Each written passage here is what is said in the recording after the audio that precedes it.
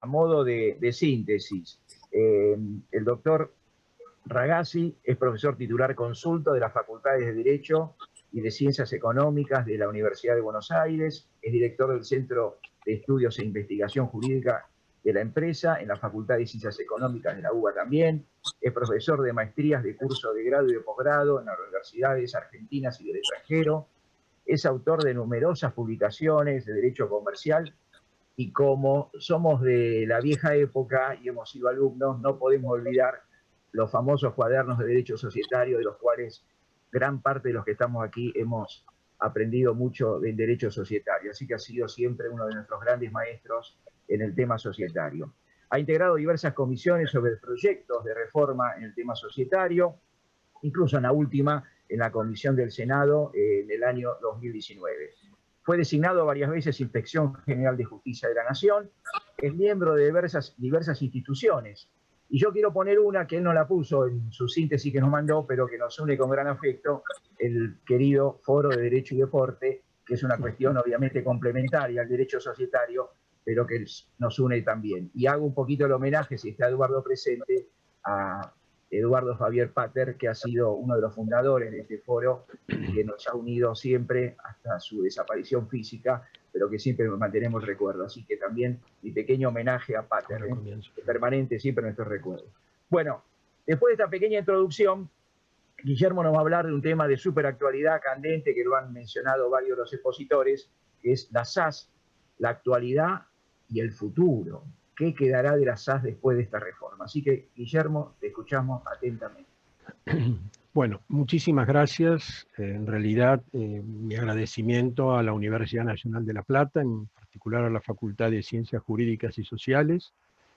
Felicitar, por supuesto, a los organizadores, a la doctora Ferrer, al doctor Bernstein y muy particularmente a Carlos Garovio, que ha tenido la fina deferencia de invitarme a participar de este congreso y también integrar este panel junto a tan calificados juristas.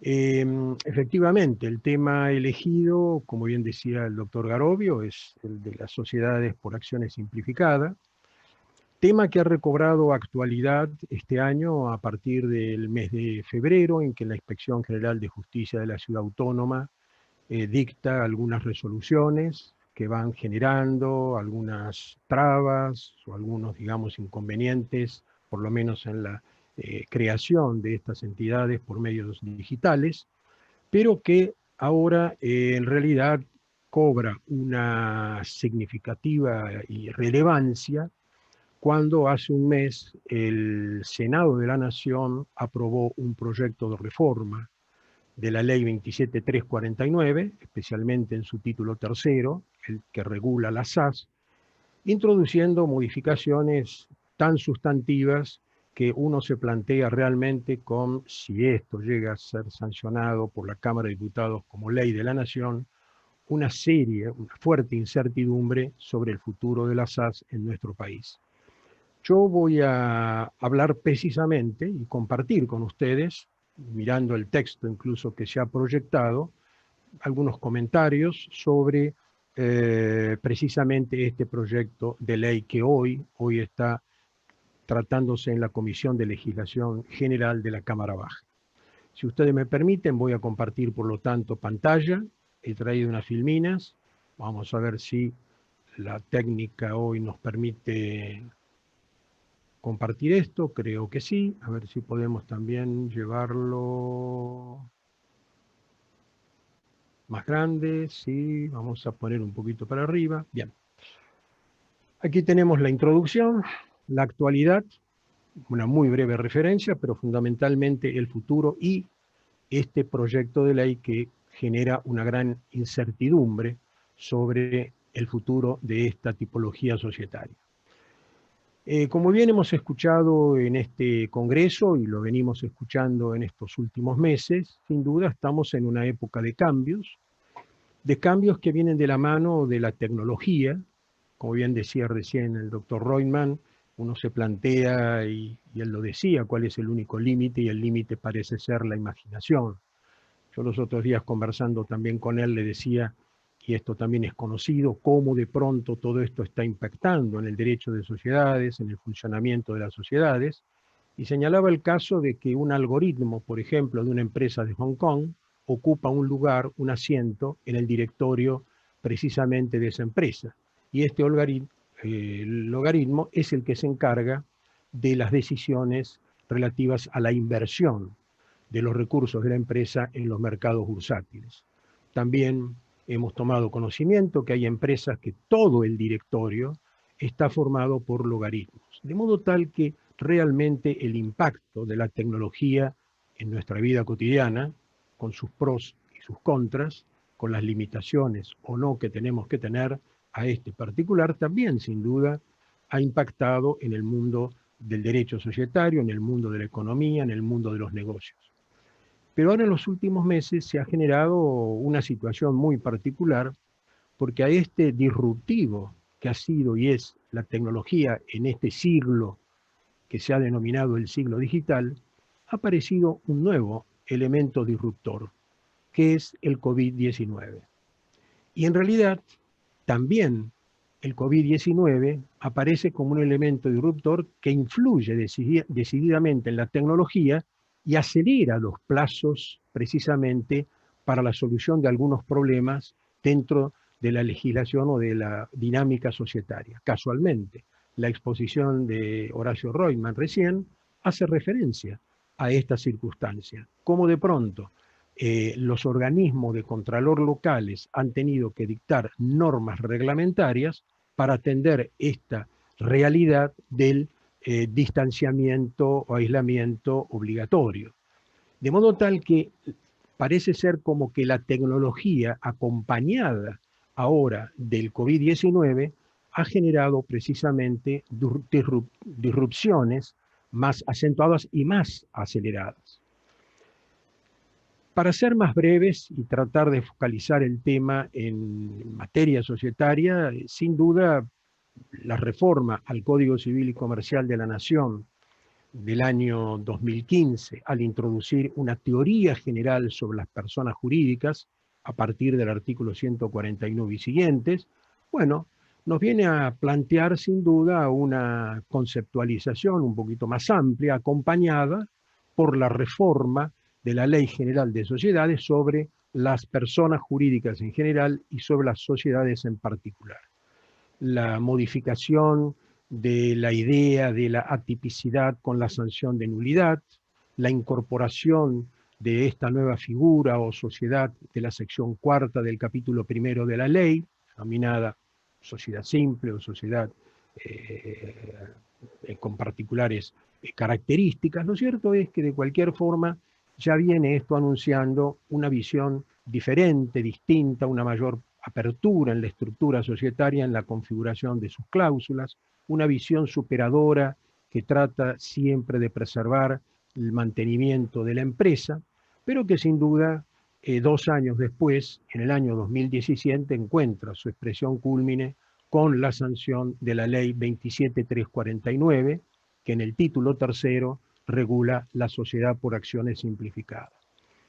Muchas veces se ha dicho, y lo hemos escuchado en estos últimos meses, la innovación tecnológica, la innovación junto con la investigación y el desarrollo, que son las plataformas de la economía del conocimiento, ¿no es cierto?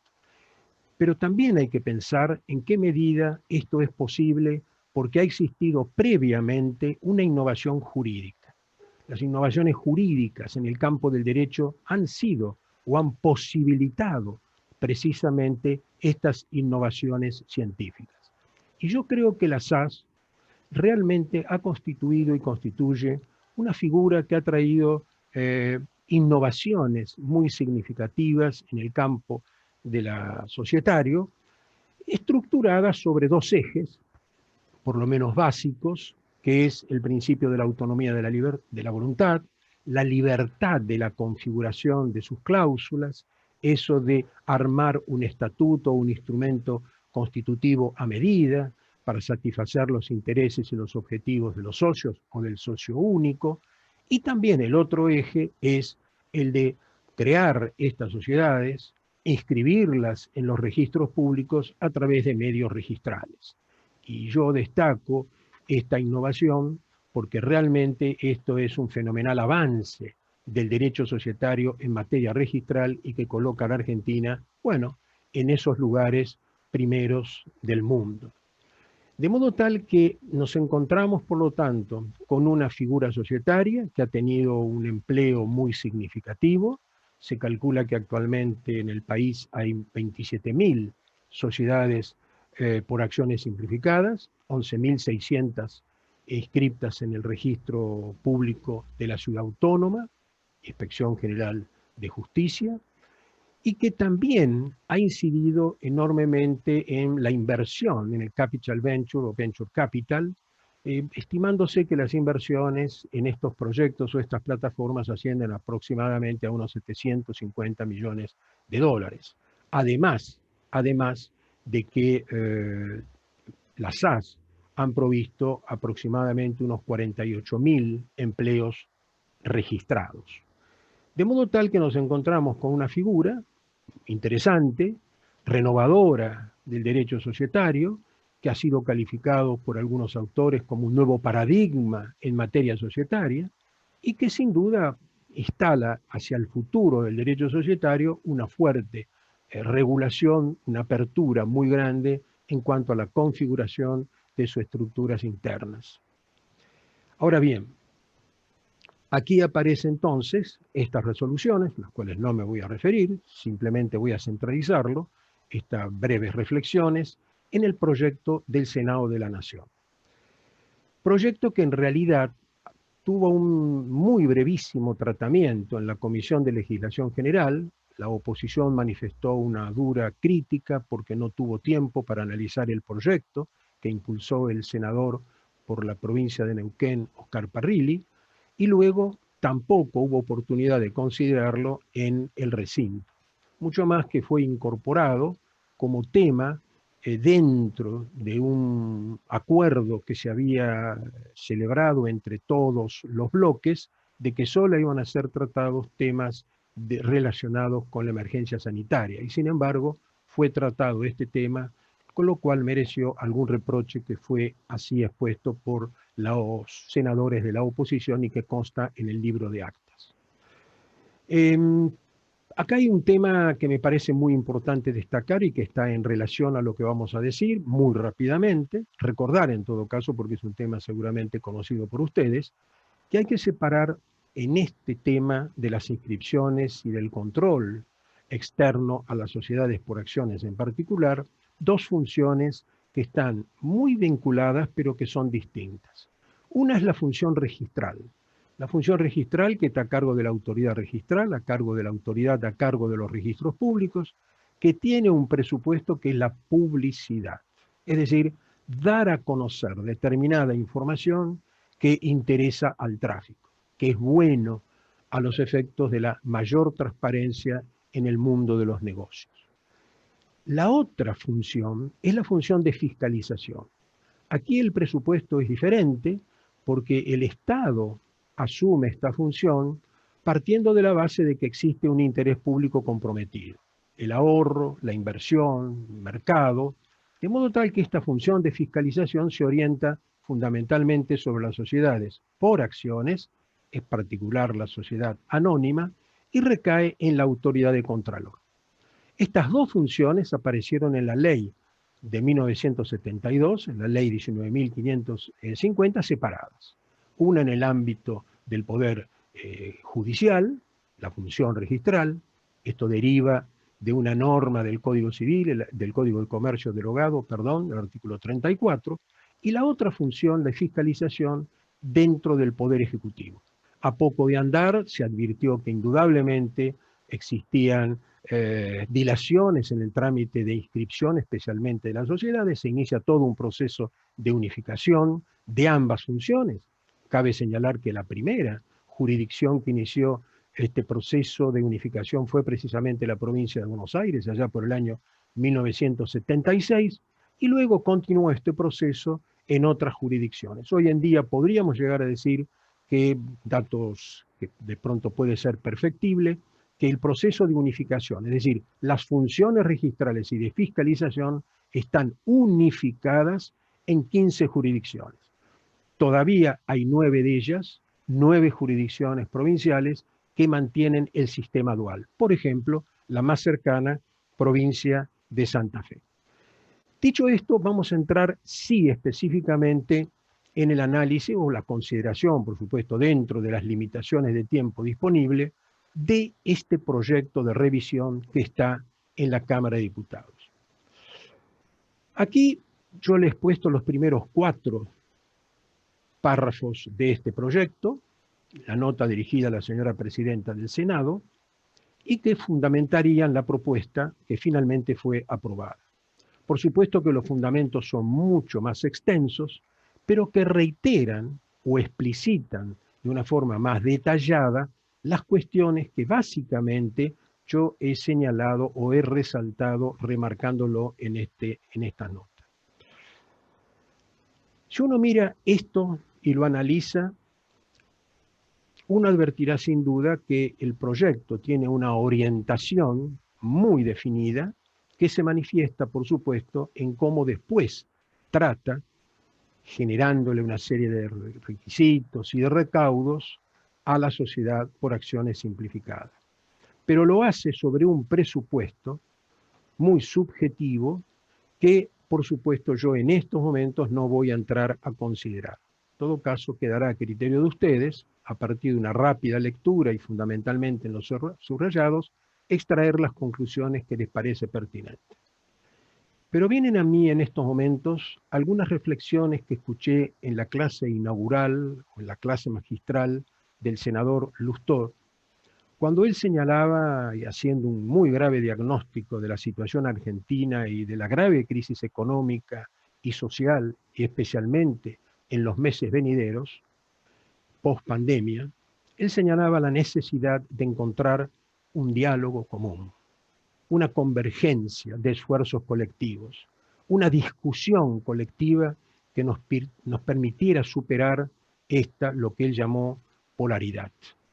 Y yo lo traigo a colación porque me parece que quizás la revisión o el análisis de toda esta normativa que se plantea también tendría que tener en cuenta esto que señalaba el senador Lustó.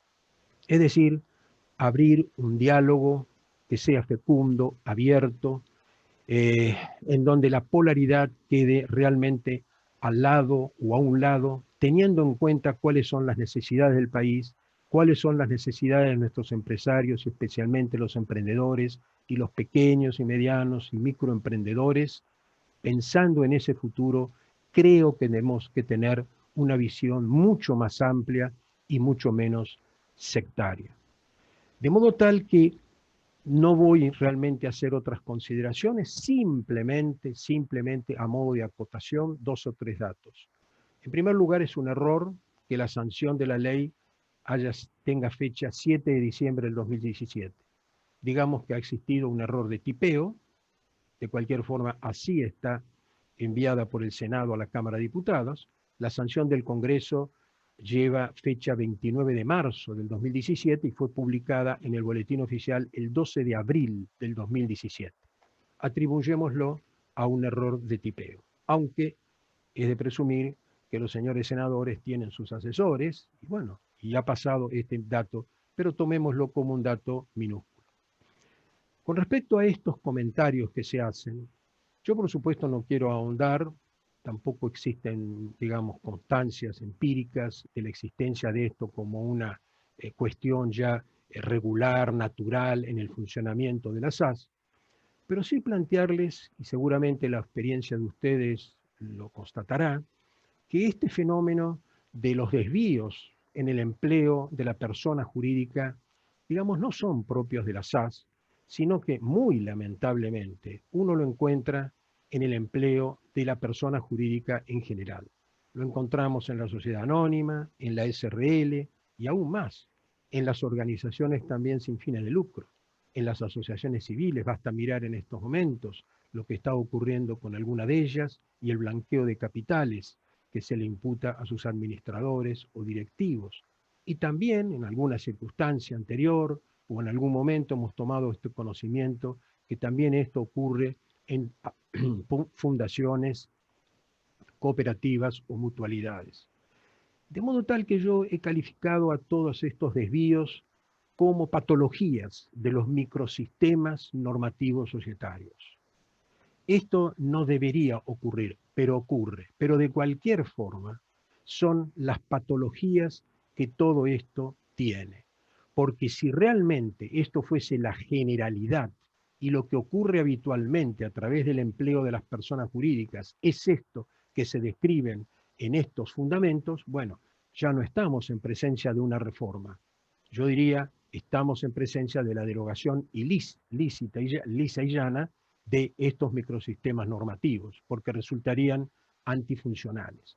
Yo por eso creo que estamos en presencia de microsistemas, de patologías de estos, porque en definitiva, no nos olvidemos que quizás desde un punto de vista conceptual, todos estos microsistemas son neutros. En definitiva, detrás de ello existen conductas humanas. Son administradores, gestores, socios de pronto inescrupulosos que lo utilizan para provecho propio, en fraude de terceros, en fraude de la buena fe, en fraude del fisco. Pero también yo advierto que la realidad, y la realidad dramática de estas circunstancias del país, también instala otro tipo de virtudes y una asociación de virtudes, como son los programas sociales que están llevando adelante conjuntamente organizaciones sociales con empresas denominémoslas comerciales. Y estas son las virtudes que quiero rescatar. Y es lo que me interesa como país y como argentino, que hay empresas que hacen las cosas bien y hay organizaciones sociales que hacen las cosas bien. Lo que me parece a mí que es lo que está faltando es una condigna sanción. Hay un condigno reproche, no solamente moral, sino también legal y penal, para aquellos que hacen las cosas mal. Y transmitirle a la ciudadanía un claro mensaje. Señores, esto no debe hacerse, porque quien hace esto también los va a pagar. Y estos son los ejemplos. Y nos están faltando ejemplariedad dentro de una sociedad en donde está revelando carencias de valores muy fuertes. Entrando concretamente en el análisis, o por lo menos una visión muy rápida del proyecto y su articulado, digamos que el artículo primero plantea que todas las SAS deberán ser constituidas por emprendedores, que previamente deben estar inscritos en un registro especial que se va a crear. Bueno, primera traba, digamos, que se le genera a las sociedades por acciones simplificadas, no existente en la actualidad, que se va a tener que inscribir esos emprendedores en un registro especial que, por supuesto, no sabemos cuáles serán los requisitos, los recaudos que se exigirán, cómo se acreditará la calidad de emprendedor, será simplemente una mera manifestación, yo soy emprendedor.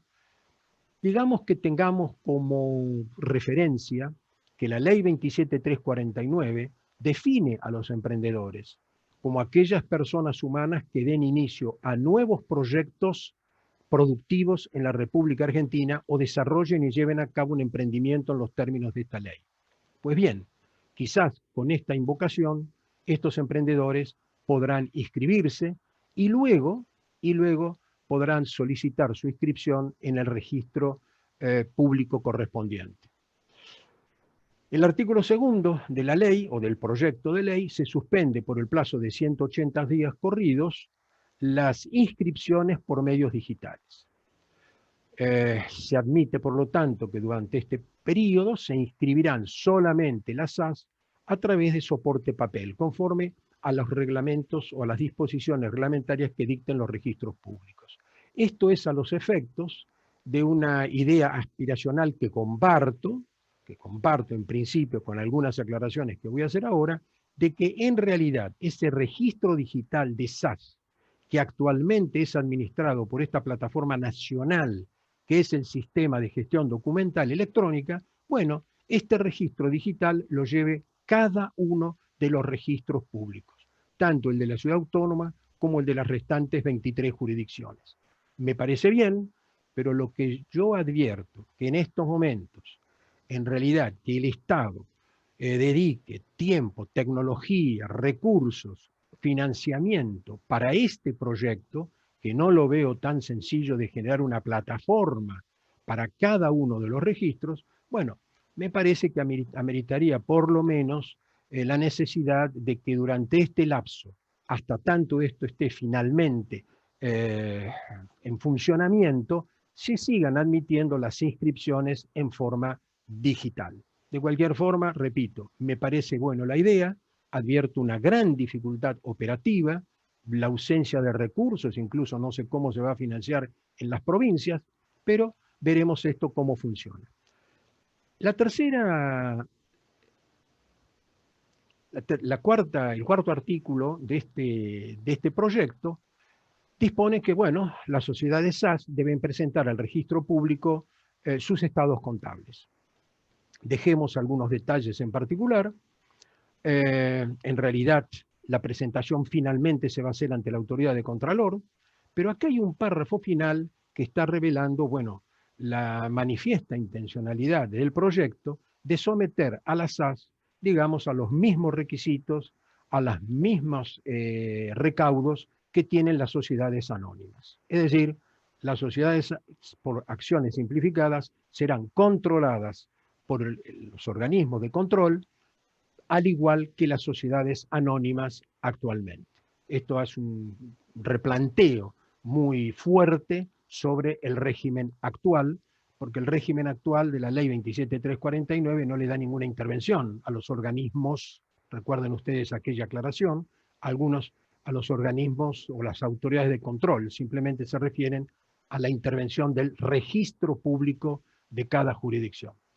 Y aquí aparecen las tres modificaciones que el proyecto impulsa, referidos a, ya específicamente al articulado de la ley 27349, perdón. En primer lugar, el artículo 33. Aquí hay una modificación de fondo. En primer lugar, se alude a un nuevo tipo societario especial. Se le agrega este calificativo, creo que se corresponde, porque después de toda esta revisión que vamos a hacer, creo que no estamos en presencia de un tipo especial. Yo no sé si lo vamos a poder llamar a partir de esto sociedad por acciones simplificada, más bien quizás podríamos llamarle sociedad por acciones compleja, como diría un colega mío, sociedad por acciones complicada. Pero bueno, un tipo societario especial. Pero en esta segunda parte es donde creo que se advierte una modificación importante respecto al régimen actual, porque la aplicación en la ley actual de la ley de sociedades es en forma supletoria. Acá se le ha suprimido lo de supletoria y directamente se aplican a las SAS las normas de la parte general de la ley de sociedades, todos esos 124 artículos, agregándose todo el articulado de las sociedades anónimas. De modo tal que creo que aquí sí ese principio de la autonomía de la voluntad, que es uno de los ejes centrales sobre los cuales reposa el régimen de las SAS, sufre un fuerte recorte. Quizás no tanto este recorte va a darse en esta organización interna de la SAS, porque quedan rescatados, conforme a este artículo 33, que son de aplicación los artículos 49 y 52. En definitiva, yo advierto un muy fuerte recorte al principio de la autonomía de la voluntad, fundamentalmente en cuanto a la disponibilidad de los derechos de los socios, y se mantiene digamos, este régimen de apertura y de configuración de las cláusulas con mayor libertad solamente referido a la organización de los órganos de administración de gobierno y en su caso de fiscalización de la SAS. El artículo 38 plantea la modificación, una variante también muy interesante y desde mi punto de vista preocupante, porque dice dispone el proyecto que la documentación correspondiente deberá presentarse ante el registro público quien previo control del cumplimiento de los requisitos sustanciales y formales procederá a su inscripción. La novedad que trae esto es que en realidad el texto actual dispone previo cumplimiento de los requisitos formales y el texto anterior original, que me parece más correcto y más adecuado, derogado por la ley 27.344, disponía el previo cumplimiento de las normas legales y reglamentarias de aplicación. A mí me parece que el proyecto, al incluir esta expresión sustancial, trae una incertidumbre muy grande sobre cuáles son los límites de la autoridad a cargo de los registros públicos, en definitiva, de la autoridad o del registrador mercantil en cuanto a su intervención. Porque aludir a la palabra sustancial, quiero aclararles que no hay antecedentes, yo por lo menos no lo he encontrado en el derecho comparado, tampoco es un vocablo propio del derecho registral mercantil. Sin duda esto está aludiendo, bueno, a una averiguación que de pronto sería más profunda que lo meramente legal. Y yo creo que este es un tema que debe generar preocupación, porque cuidado con esta averiguación tan profunda, que de pronto no incida en ámbitos estrictamente reservados a los particulares. Yo creo que acá muchas veces se piensa que al otorgarle más funciones de estas características, más recursos de investigación, de indagación a los registros públicos o al registrador mercantil, creo que se le otorga un mayor poder y yo creo que es a la inversa.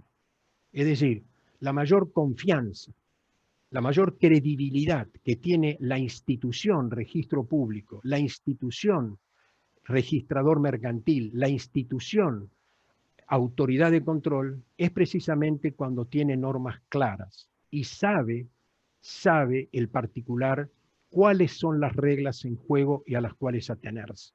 De modo tal que a mí me parece que introducir expresiones de estas características, desde mi punto de vista, debilita precisamente esa confianza que tiene que tener de parte del particular, de parte de quien accede a una inscripción. Yo estoy en desacuerdo realmente con esto de los requisitos sustanciales. Mi crítica no es ahora nueva, ya yo lo he sostenido respecto a la resolución del año 2015 y a su antecedente del año 2005 de la Inspección General de Justicia de la Ciudad Autónoma, pero se trata en esto de normas reglamentarias. Acá estamos hablando de la incorporación de un principio, de un requisito en una normativa de fondo. Y aquí creo que hay que tener cuidado. El empleo del lenguaje, de los términos, tiene que ser cuidadoso. Y acá estamos incorporando un término que genera incertidumbre y no seguridad y certeza. Y eso es lo que tiene que aspirar el régimen registral societario en general. Finalmente, el artículo 39 también es modificado, el artículo 39, digo, de la ley 27.349, con novedades muy significativas. En primer lugar, la SAS no queda comprendida en ninguno de los supuestos previstos en el 299. Quiere decir que la SAS no podrá tener un capital mayor a los 50 millones actuales del artículo 299, inciso segundo. Si incurre en ello, o sea, tiene un capital superior, deberá transformarse en otro tipo. Puede ser SRL o anónima. Pero acá se genera una particularidad muy especial. Sería como una especie de capitus de minutio que sufre la SAS. Es decir, la SAS que tiene un capital superior a 50 millones tiene que transformarse, vamos a suponer, en un SRL. Pero ¿qué ocurre en las SRL actuales que tienen un capital superior a 50 millones?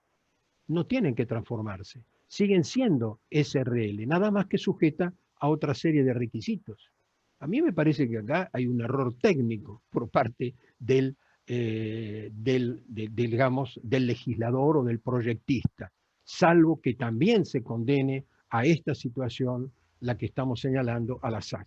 Por otra parte, la SAS conforme a lo que señale más arriba o más adelante, es decir, en este caso sería más atrás, en realidad tampoco quedaría sujeta a un control de tipo permanente, porque no estaría incluida en el artículo 299, inciso segundo, sino sería un control limitado a su acto constitutivo, limitado a sus variaciones de capital. Y aquí hay un inciso tercero que genera también un marco de incertidumbre muy grande, porque está haciendo referencia a que la SAS debe mantenerse en cualquiera de las categorías MIPYMES, con lo cual estaría, digamos, infiriéndose que estaría inscripto, de alguna forma anotado, a un régimen y a una normativa reglamentaria que le determinará cuáles serían los requisitos de las inscripciones a este régimen de MIPYMES, cumpliendo la SAS, bueno, aquellos requisitos en cuanto a la facturación, en cuanto a la cantidad de empleados, para quedar incluido como micro o mediana empresa y las variantes que tiene en las categorías MIPYMES estas medianas empresas. En suma, si uno advierte que en realidad ahora la SAS, los emprendedores, para iniciar el camino de su inscripción, tienen primero que inscribirse en un registro de emprendedores que se va a crear. Tienen que inscribirse posteriormente en el registro público. Pero en aquellas jurisdicciones donde existe el sistema dual, deberán previamente obtener la conformidad administrativa de la autoridad de Contralor y luego inscribirse en el registro público. Y luego, además, mantenerse en alguna de las categorías de las MIPYMES. Sin olvidar, para terminar, digamos, este periplo de inscripciones, que tiene que obtener el alta de la CUIT en la AFIP. Por eso creo que estamos en presencia, sin duda, de una sociedad muy especial. Muy especial que ya incluso diría genera, en caso de que esto se convierta en ley, en una profunda incertidumbre sobre el futuro de la SAS. Y sería realmente una pena y una lástima, porque más allá de las críticas que pueda merecer de la SAS, más allá de ser un producto legislativo, y como todo producto legislativo puede modificarse, lo cierto es que se perdería una formidable oportunidad para que este instrumento, mucho más en los tiempos venideros, inmediatos de crisis y de problemas económicos y sociales que vamos a tener, pueda ser suprimido, pueda ser eliminado a través de todas estas normativas y en realidad no verse de pronto nuestros emprendedores y no tener nuestros emprendedores o nuestros microempresarios un instrumento viable como para llevar adelante sin mayores requisitos, sin mayores controles o los controles en todo caso necesarios, sus objetivos. Yo, por todo lo expuesto, quiero señalar y enfatizar que en modo alguno rechazo la revisión, modificación de la actual normativa si así es necesario. Pero en todo caso, que esa modificación sea el resultado de un diálogo fecundo y abierto, de un debate serio, reflexivo y generoso, despojado de posturas egoístas, que en realidad podamos generar un debate en donde podamos exponer libremente nuestras ideas, sin, reitero, polarizaciones que de pronto a esta altura y frente a las necesidades de nuestro país son inconducentes, y que tengamos para ello como objetivo el bien de nuestro país y de quienes lo habitamos. Es un desafío, creo yo, que interpela a todos, especialmente a los legisladores que en estos momentos tienen la posibilidad del análisis de todas estas reformas, pero también, y dado que estamos en la universidad, este ámbito de libertad y de diálogo y de reflexión, también a los profesores universitarios, a los funcionarios, a los dirigentes, a los empresarios. Creo que el país y nuestras empresas están necesitando otro tipo de respuestas. Termino recordando, recién decía Eduardo Fabier Dubois, que en esta semana, bueno, se ha celebrado un nuevo aniversario de la Revolución Francesa. Y yo me acordaba, recordando esta fecha, con palabras que me parecen muy apropiadas para esto que estuvimos comentando, el discurso preliminar sobre el proyecto de Código Civil francés de Portalis. Y con esto termino. Señalando en definitiva lo que dice, y lo leo junto a ustedes,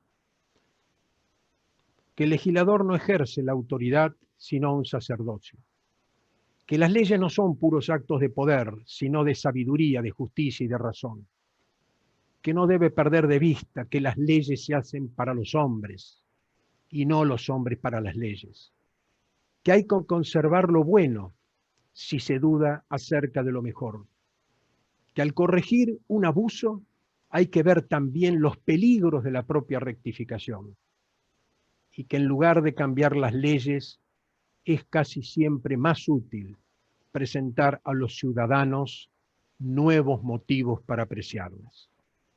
Muchas gracias por la atención y por esta invitación que me han hecho. Quedo a disposición de todos ustedes. Bueno, excelente, Guillermo, tu disertación, felicitaciones.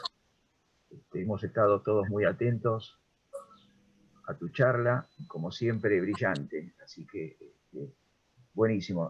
A ver, vamos a ver si en el chat hay algunas preguntas. Yo empiezo mientras Ayelén Bordigoni, si estás ahí a mano, me ayudás. Arranco yo con una, mientras Ayelén me ayuda a buscar en el chat las preguntas del público. Con todo este panorama que vos contás, parece que políticamente las SAS van a entrar en un terreno negativo o, como vos bien decís, lo van a hacer sociedad compleja o complicada. ¿Qué panorama ves vos? Si las SAS las van a sacar de circulación o las van a hacer tan complicadas, ¿qué camino le va a quedar al emprendedor entonces? ¿Qué opción le va a quedar? ¿Cómo lo ves vos? Mira,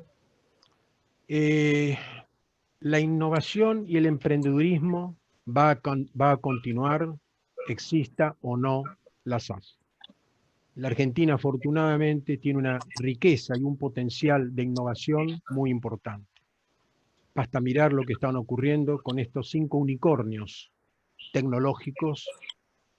En primer lugar, Mercado Libre, que alcanza una cotización bursátil superior a los 50.000 millones de dólares en la Bolsa de Valores de Nueva York, un monto superior a nuestras reservas del Banco Central. El otro unicornio, Globant, que ha superado un valor de cotización de 6.500 millones. El último unicornio, que ayer acaba de superar los 2.000 millones de dólares de cotización. Esto también está traduciendo, en realidad, el valor de nuestros innovadores, el valor de nuestros emprendedores, de modo tal que si no existe la SAS, se encontrarán otros caminos. Lo que pasa es que hoy la SAS ha sido un vehículo muy interesante para los emprendedores. Es cierto que también lo utilizan la pequeña y mediana empresa y los microempresarios. Y es cierto, quizás, como lo acabo de decir, que también se haya hecho un uso desviado.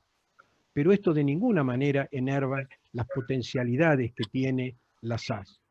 Pensemos lo que está ocurriendo en el mundo con respecto a las sociedades por acciones simplificadas. Sin más, en nuestra América Latina hispanoparlante, Uruguay acaba de incorporar la SAS a fines del año pasado. Ecuador acaba de incorporar la SAS en febrero de este año en una ley orgánica de innovación y de emprendedurismo. La OEA acaba de aprobar un modelo tipo de SAS recomendando a todos los países miembros su adopción. Esto es lo que está pasando en el mundo.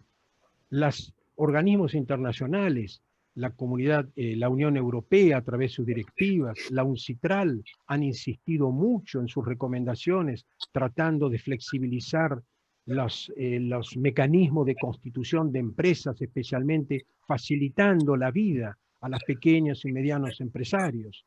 De modo tal que esto es lo que está ocurriendo en el mundo. La SAS no es una creación del gobierno anterior. La SAS es una expresión de una forma de hacer negocios a través de un instrumento que sea de sencilla creación.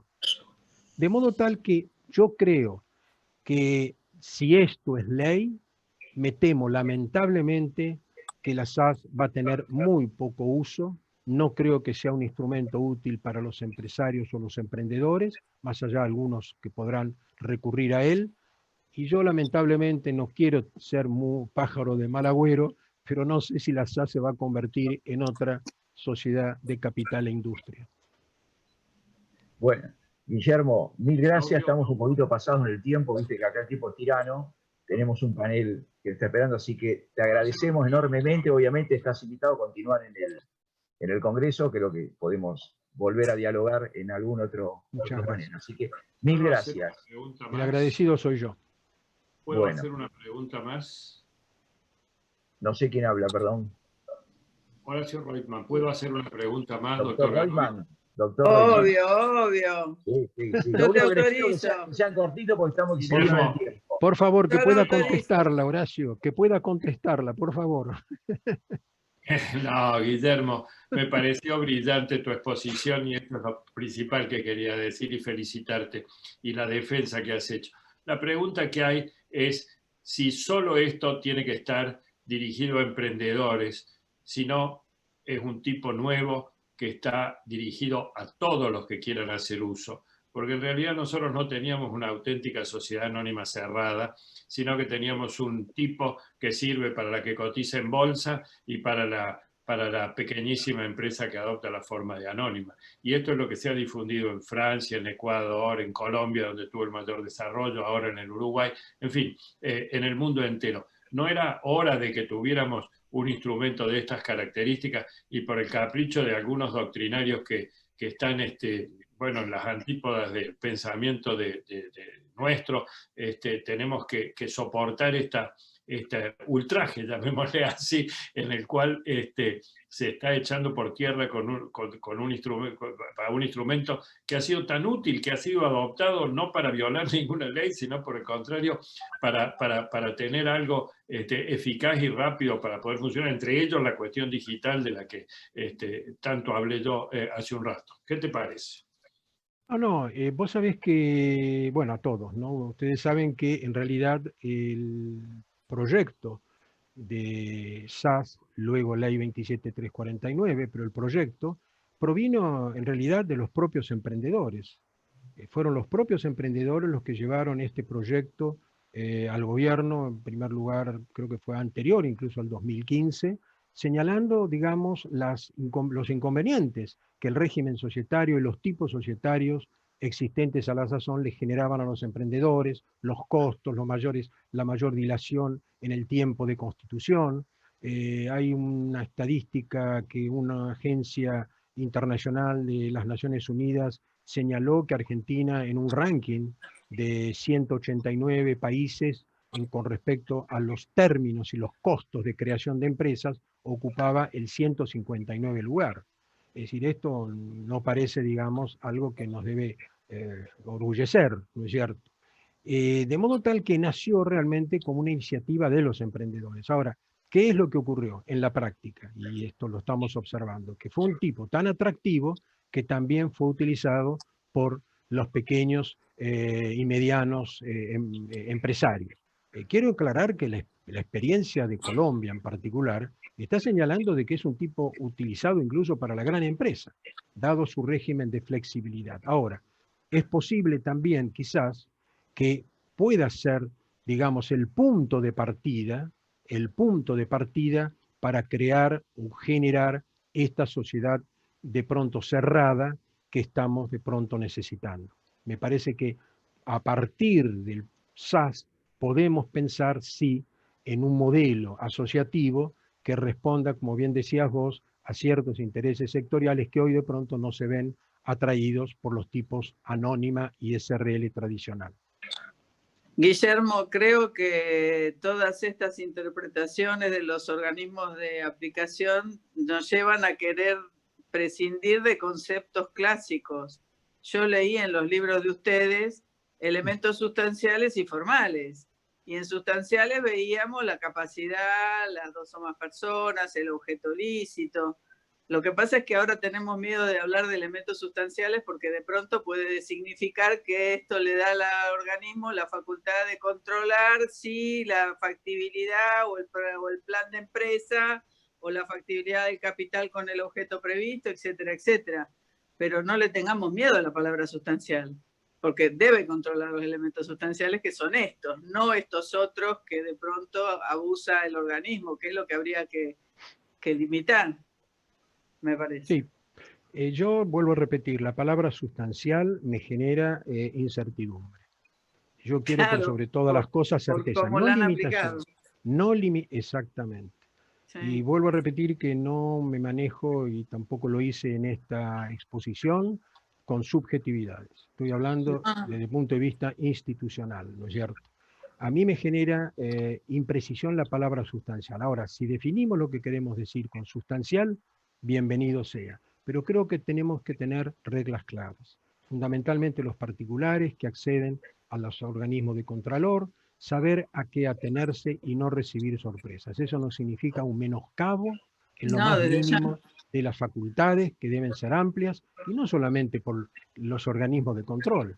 Obviamente, las sociedades también tienen que responder por sus actos frente a la UIF, frente a la FIP, o sea, que también existen otros mecanismos de control de estos desvíos a los cuales, bueno, hoy estuvimos haciendo alguna referencia y que aparecen ahí en los fundamentos que impulsan este proyecto. Yo simplemente señalo la necesidad de utilizar vocablos que nos transmitan precisión. Y la con decir legal alcanza y sobra. Legal involucra sustancial y formal. Estoy de acuerdo, Patricia, yo estoy de acuerdo. Exactamente. Sí, para que no haya miedo. No, bueno. Vuelvo a repetir, es importante para el propio registro también. Seguro, sí. Para el propio registro. Que sepa hasta dónde o el puede registrador llegar. mercantil, ¿no? Yo no quisiera interrumpir esto que es excelente, pero tenemos a los expositores del otro panel conectados. Muchas gracias. Evidentemente, y termino, no, podemos 10 segundos, Carlos, 10 segundos. Termino señalando simplemente que, como ustedes comprenderán, todo esto es motivo de debate, sin duda. Es motivo de debate. Y bueno, yo convoco en todo caso a ese abierto debate reflexivo, meduloso, libre de toda sectorización, si me permiten esta palabra, y creo que el país lo está demandando. Muchas gracias una vez más. Gracias, Guillermo. Muchas gracias. Excelente, gracias. Sigo la posta yo. Sí, adelante. Si no hay cambios. Bueno, tenemos el panel concursal, no sé si están ahí. Hoy temprano vi